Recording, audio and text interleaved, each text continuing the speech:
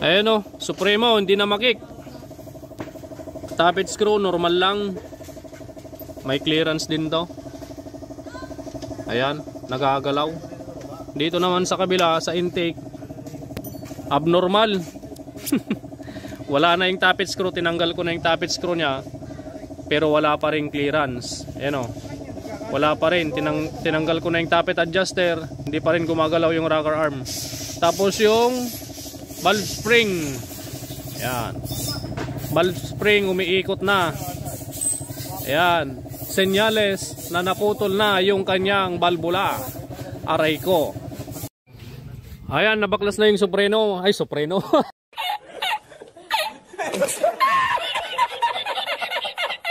Supremo 150. So yung sinasabi kong tukko lang valvula, puto lang valvula, ito na siya. Oh, ito yung valve retainer, valve lock nandyan, pero yung pinakailalim ng valvula, yung lumalapat sa cylinder head, naiwan na sa ibabaw ng piston. Kaya lang akala natin na valvula lang ang sira nito, may nadamay pa. Ayun o. Ayan ang nangyari. Oh, wasak.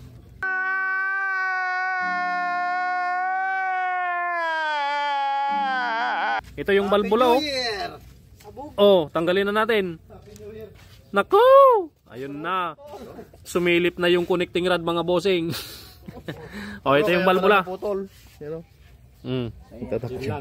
Oh, okay. Ito yung ulo ng valvula kaya pala naputol. Ayan daw yung tatak ng valvula.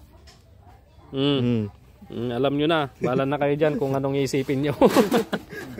Oh, yung piston naging 5 na yung piston niya. Sige ni, sayo na yan bro. Oh, shout out mga bossing from Pampanga. Yan, kuya, good morning. Oh, baba makina. Sige.